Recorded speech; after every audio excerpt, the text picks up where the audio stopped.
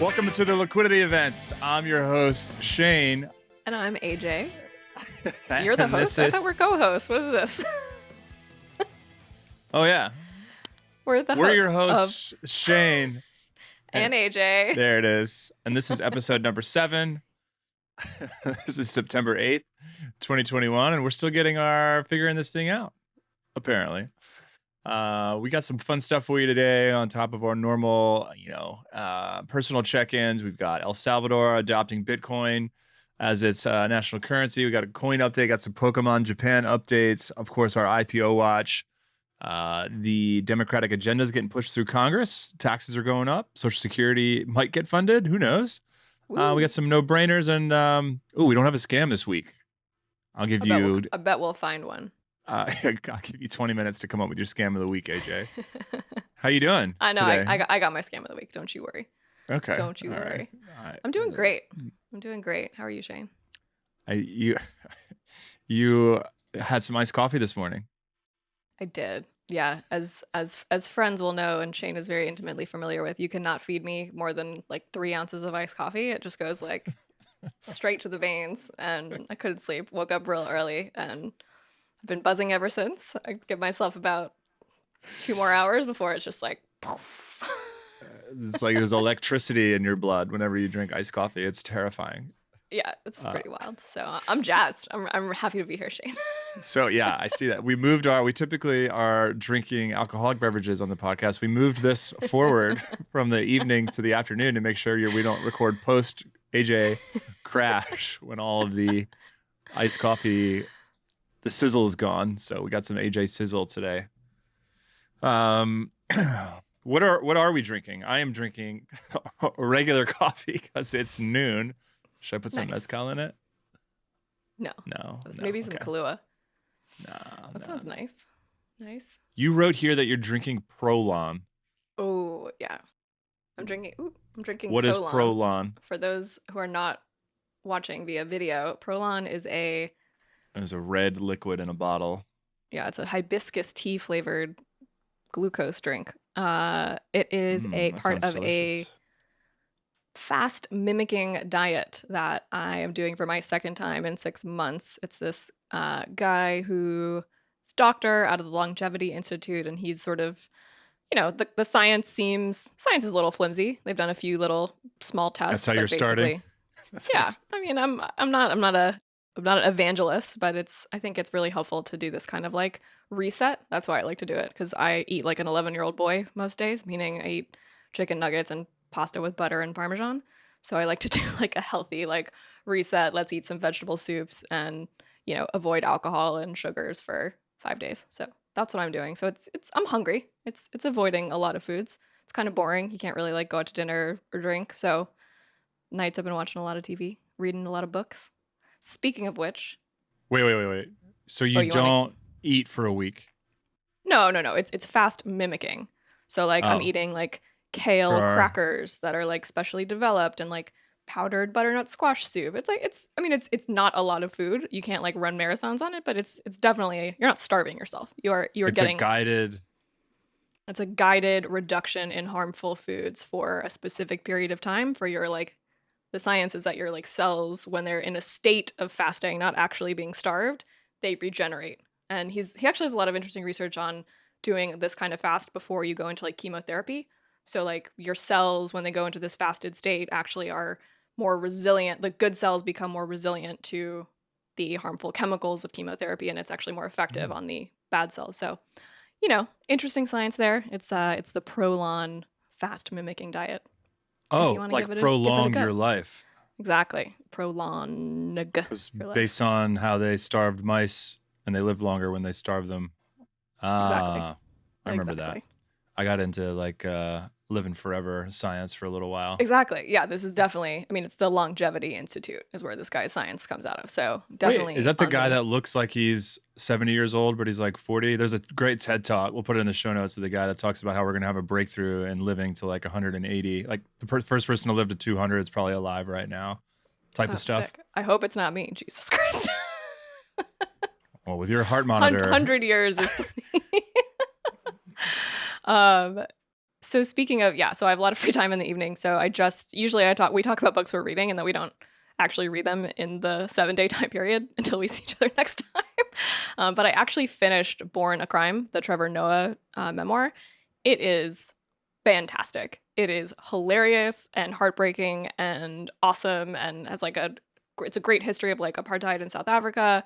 He's fucking hilarious, and a lot of bad shit happened to him as a kid, and it's 5 stars for me. Best book I read in a long time.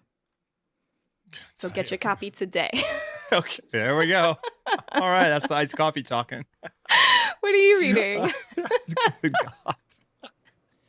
I'm reading a white guy's story of sailing around the world solo for the first time. Robin Knox Johnson. Right. Yeah. And what are you doing for fun? I am doing some Halloween planning. One of my close. I am a planner, as you know. Did you know that? I'm a professional planner. And That remains to be seen. AJ gets mad at me because I don't book my flights 6 months in advance. I book them 2 months in advance. 2 days. That has happened one time. Anyway, I'm doing it for my fun. Wow. Okay, that's all I get. Go for it. You're doing self-care. What is this? Oh my God. Too much coffee. Good Lord. There's no room for me. Let's move on. This week. Move on. No. You wrote self-care here. What are you dig in? I'm having a week of sweating out all the toxins. So I got my eyebrows done. I got my nails done yesterday, which is something I never ever have time to do. And I left work a few minutes early and went to. Yeah, it was great. Highly recommend. Okay. By the way, take care of yourself. By the way, day after a holiday weekend should not have meetings. I would like everyone listening to this podcast to now go into their GCal or iCal or whatever you use and block off the Tuesday after Memorial Day, Thanksgiving, Labor Day, 4th of July. I think that's it. Block off that next day. Is this your no-brainer of the week?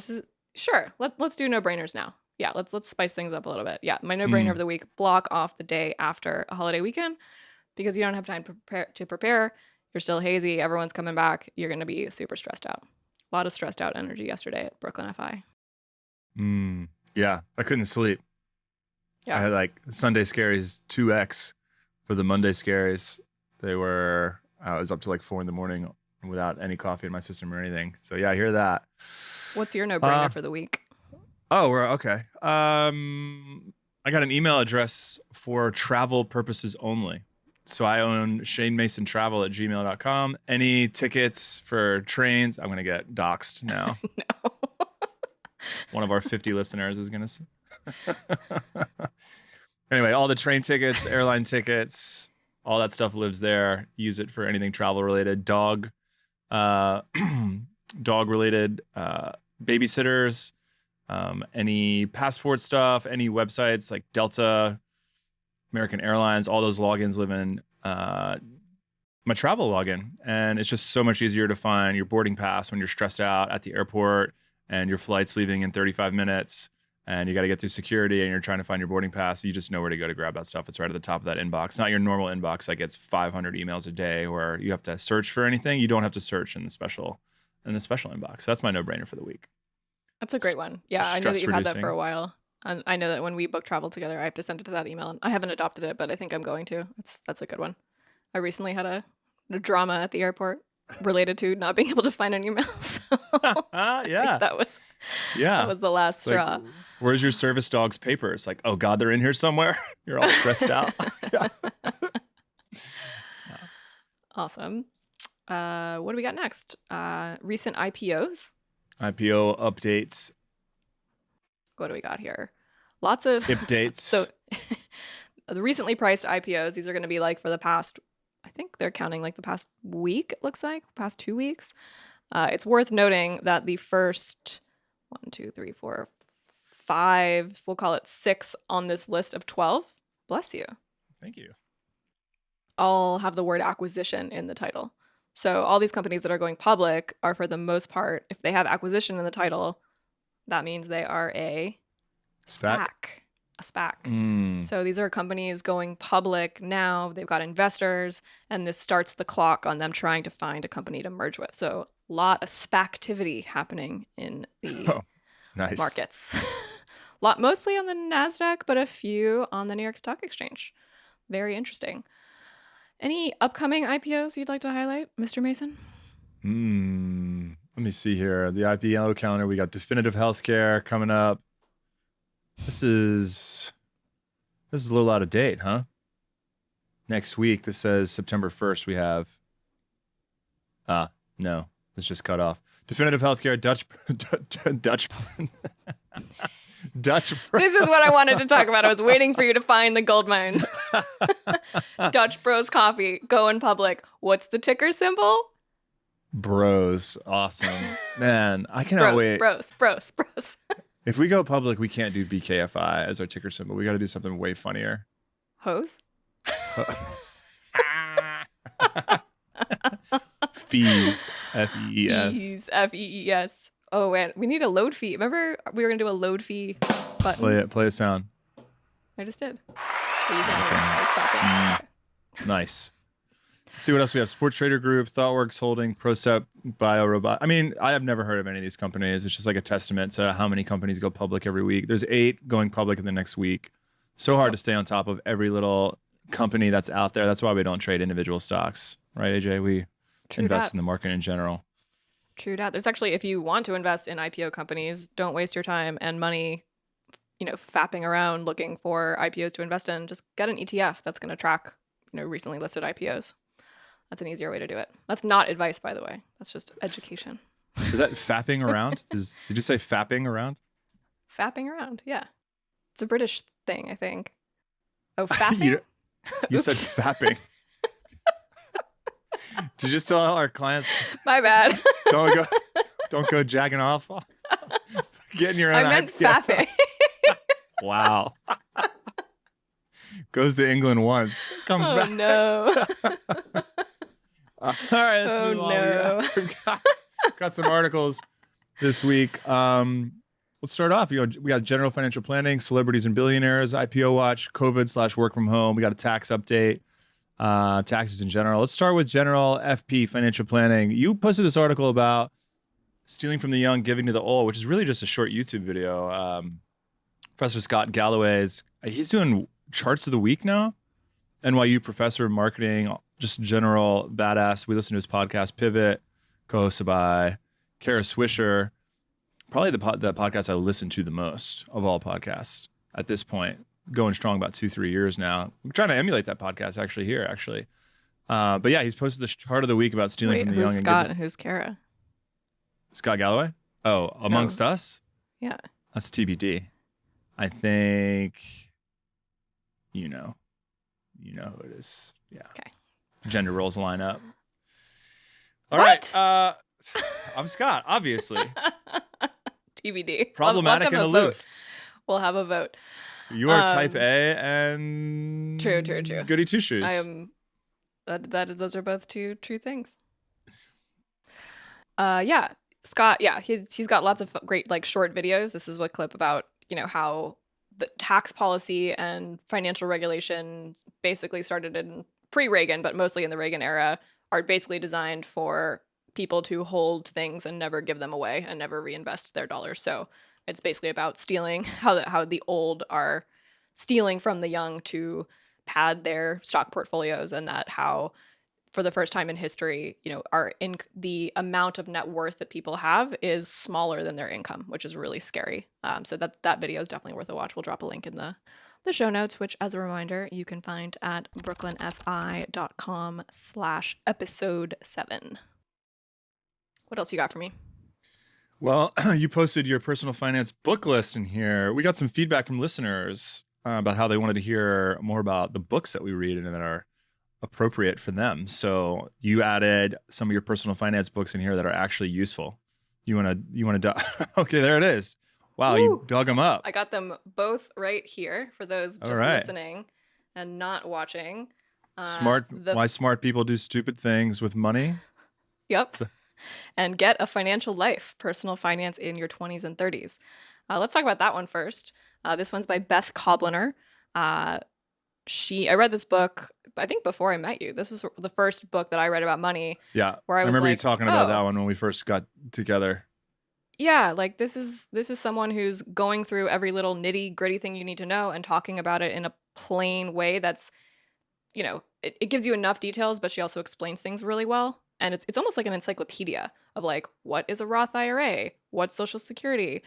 So highly, highly recommend Get a Financial Life if you are this is like personal finance 101, but a very good job. Well done, Beth Kobliner. Great gift for high school students, college students, 50-year-olds, 30-year-olds. I think everyone should read this book. We could all learn something new from Beth here. Might get that for Second my sister. book. Yeah. Why Smart People Do Stupid Things with Money. This one's by Burt Whitehead. I think there's a few different books out there with a variation of this title. Just a great, simple overview of it's definitely aligned with the Brooklyn FI approach to financial planning. Keep things simple, invest for the long term, be smart about your money, spend less than you make. It's the basics, but he goes a lot more into investment philosophy. So if you're looking for a beginner book on investing, definitely recommend Why Smart People Do Stupid Things with Money. What's the stupidest thing you've ever done with money? Like spent or didn't, just biggest financial Open-ended. mistake? I told the story before about not having insurance on a vehicle that I totaled. Right. That's always the first thing that pops into my mind. The other Classic dumbest thing, which I have told the story before, is not buying a house in Austin, Texas in 2010. We're not huge advocates for real estate because it is so idiosyncratic, but I had an opportunity and so localized. It's like picking individual stocks, except neighborhoods are kind of hard to change. Yeah, so you missed out on the Microsoft IPO, basically, is what happened here. Yes, indeed. Okay. Yeah. Bummer. Yeah. Would have quadrupled my money. I think it was like a 20% return. I ran the numbers recently, but I didn't have to be a landlord for 10 years. Yeah. Sounds terrible. Anyway, that's the dumbest thing. What's the dumbest thing you've done with money? Also, you're assuming I'm smart, so that's the context of that book, right? So, right. That's true. So, not applicable. This is kind of like a big one, but I think staying in a job that was severely underpaying me for too long was probably one of the stupidest things I've ever done, both for like self-worth and net worth.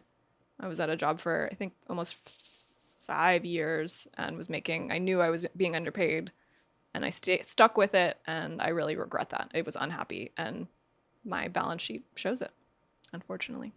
Those were some good earning years that I missed out on. Why'd you stay? Which job was this? This your literary job where you traveled? Yeah, this is when I was a book editor, and I love the travel. I love the people. People are really smart. That's why I stayed. The cachet, it was cool. Got to work in books about music. I loved the books. I love the authors. Or you had a cool job. Had a really cool job. Yeah, that's why I stayed. But then I left and got a cooler job. So, and now I have the best job ever. Yeah. Mm-hmm. Wait, there's one more in here. In our general Coinage. Financial planning. Yeah. Crypto must be discussed. This is from Michelle, one of our senior financial planners. Shout out to Michelle for posting this article about how El Salvador is becoming the first country to adopt Bitcoin as a national currency. Yeah, not exactly a giant economy, but shout out to El Salvador for experimenting with this. I wonder why they are doing this. Are they experiencing heavy inflation? I don't know. But here's my favorite quote. Bitcoin enthusiasts showed their support by everyone buying $30 of Bitcoin. I guess if everyone rode in the right direction, it might increase the price. Unfortunately, it was down 10% just prior to them adopting coin. Very, very volatile currency. It's more volatile than traditional currencies. The journal has to say, as it lacks economic fundamentals to support its value and trades entirely on sentiment. I don't believe that entirely on sentiment. There's no fundamentals. What are the fundamentals of? Yeah, I don't know. Anyway, so traditional fundamentals. It's not a fiat. Yeah, all that. Yeah, that's the debate there. I would have slid in a traditional economic fundamentals. Mr. Bukele said the government took advantage of the drop to buy 150 Bitcoin. El Salvador now holds 550 Bitcoin. So we know where at least 550 are. The rest are anonymous. Yep. He wrote on Twitter, most of it purchased this week. So good for you, El Salvador. All right. Next time I visit, I'll make sure to bring some coins.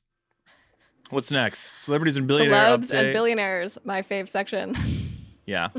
So you post this thing, Pokemon. We got 2 Japanese related articles, of course.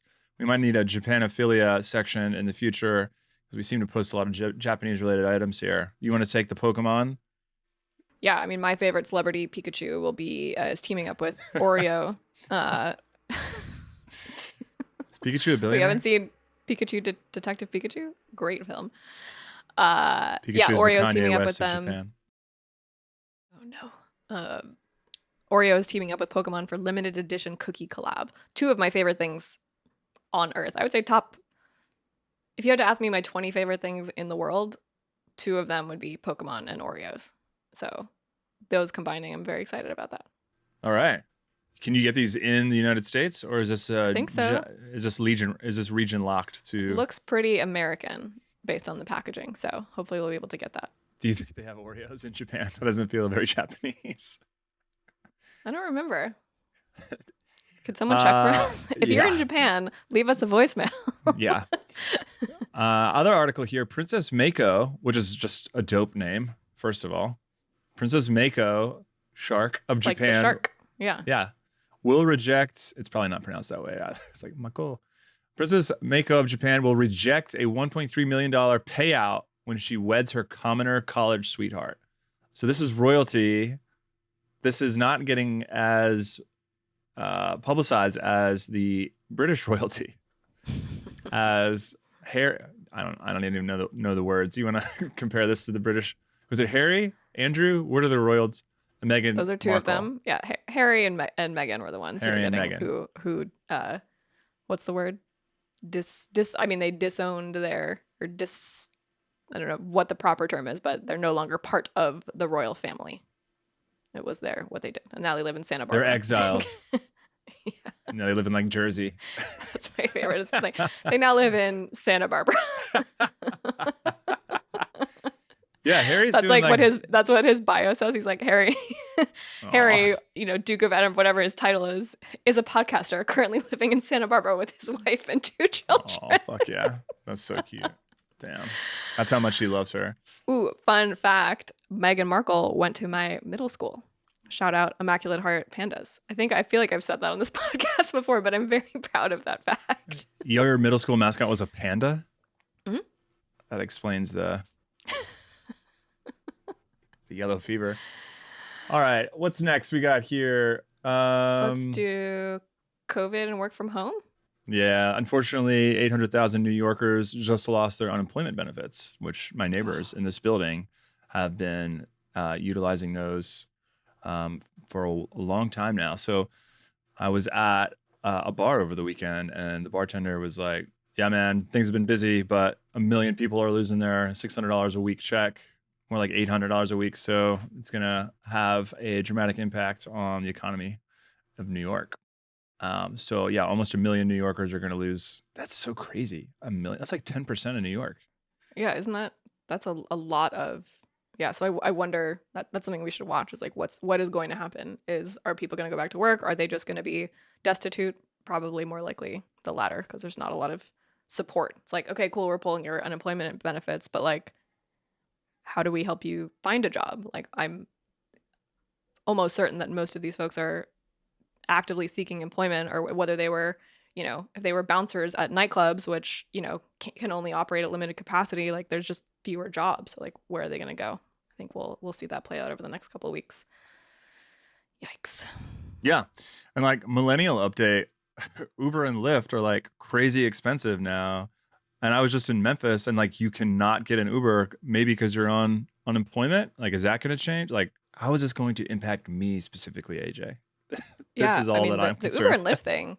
Yeah. I don't know about folks in other cities, but yeah, in New York City, I used to take an Uber pool pre-pandemic home from our office in Williamsburg because we'd work late at night, and the trains 40 minutes. took me like an hour to get home, but an Uber was like a 15-minute shot. It would usually cost me between like $12 and $20. Now it's like Well, obviously Uber Pool went away because of Oh my COVID. God, I totally forgot about Uber Remember pools. Uber Pool? What a nightmare that would be right now. No, I mean, obviously they discontinued that immediately. But now, yesterday, part of my self-care, I was running late, so I meant to walk, which would have taken me 30 minutes, but I Ubered instead. It's like an 8-minute drive, $25 from my apartment to downtown Brooklyn. So yeah, I'd be curious what's causing that and if it's going to change. Yeah, I took a $120 cab ride to the airport. You might see that on the corporate card. All right, Word. up next, 50% discount, my favorite. Up next, we got politics speaking of and taxes. Yeah, speaking of taxes on AJ. This is our last article. We've got the Democrats and lobbyists gird for battle over the far-reaching tax increases. Article from the New York Times, just covering the overall legislative push from the Democrats. Infrastructure bill of $3.5 trillion and the tax increases relevant to it. How are we gonna fund it? Who's gonna pay for it? And who is going to oppose it? So, long article just generally about the infrastructure bill, which has just got the kitchen sink in here. $1 trillion package passed on August 10th. That covers a number of items. And then we've got, in this new bill, we've got transportation, utilities, pollution cleanup. This is what's going on in the infrastructure bill. I mean, a lot to talk about in here. One of my favorite things to note here, just a little item that I noticed, is that there is $21 billion set aside to cleaning up abandoned wells and mines and Superfund sites that taxpayers are paying for. Instead did those taxpayers create those Superfund sites? Was it the fault of the taxpayer? No, I don't think so. I think it was the fault of the corporations that why I'm pay paying low taxes for Superfund sites created in the 90s that I live next to. That the Newtown Creek is a giant Superfund site I could walk to in about 10 minutes that I'm paying to clean up in my prime earning years. I find very funny, but that's just a little something. $65 billion to connect rural communities to high-speed internet. Yeah. Don't tread on me unless I need internet to tread on my Senate vote. To post on Facebook. Yeah, exactly. We will be treading on you to give you internet, whether you like it or not. Yes, please. Yes, do not tread on me, asterisk. But please give me my unemployment benefits and high-speed internet. Thank you. Your gifts are not loading. I need to see your gifts, troll. Did I read that currently they're reviewing a bunch of tax proposals, right? We've seen drafts of the bill floating around. The tax community, the accounting community has been all over this. We've been talking to our clients about it. Now we're starting to see like actual review of policies by lawmakers, right? It seems like we're kind of in the beginning of the home stretch at this point. Well, we did a webinar a year ago almost about when Biden was elected. Was that last November? Yeah. It was, yes. Yeah. Time flies. And we covered his tax policies. There were 16 policies that he wanted to implement or a part of his agenda or his mandate that he ran on. We're going to see what actually gets passed now, because now, we've got Democrats have control of the House, kind of the Senate, and they're getting pushback from the Republicans. But I think they're going to be able to pass these bills via reconciliation, which I'm not going to pretend to understand, but apparently it'll get done. But they're chipping away at some of the tax increases. So we're going to see what actually gets passed. A high level, we've got a tax increase on individuals. Top rate will go from 37 to 39. That's 2%, whatever. If you're already making $600,000, 2% isn't that big of a deal. Corporate tax rates going up from 21 to 28%. A lot of people think that'll go to 25. The old rates under Obama was 35. The biggest thing is anyone making 400,000 or more was the theme of Biden's tax plan. Anyone making more than 400,000 a year, majority of our clients, will see a large tax hike, largely on capital gains was one of the proposals. Any capital gains, sales of stock, essentially people that have a lot of passive income and make more than 400,000.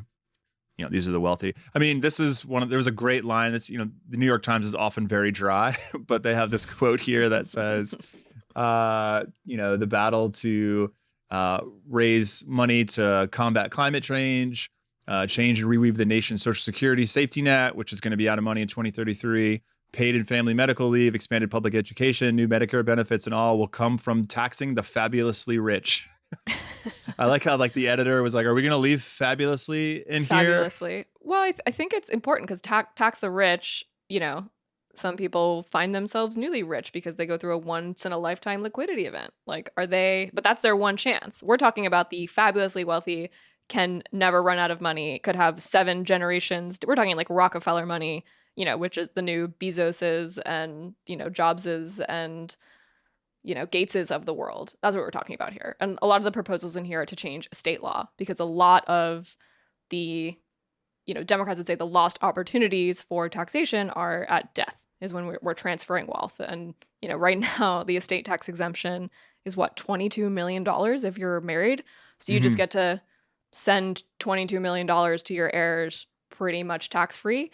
Chances are if you have more than that, you've probably hired an estate planning attorney to make sure that you pay very little tax or even no tax on, estates that are worth hundreds of millions and billions of dollars. So I am looking forward to estate tax laws changing in the future. Yeah, I mean, I love that the people fighting this is the North Dakota senator. Like the Dakotas get to decide what happens to the rest of the country. It's like the state most famous for legalizing dynasty trusts, which are literally designed to to keep families wealthy for thousands of years, that are legal only in very like sus states that are like, we have no other type of economy, so we'll create a place where people can stash money for thousands of years, and there's nothing that the feds or other states can do about it. So like all these ultra fabulously rich people set up dynasty trusts in South Dakota, probably never been there. They fly in, they set up a trust, and now their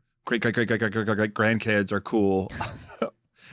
Like, how does that help America? It's awful.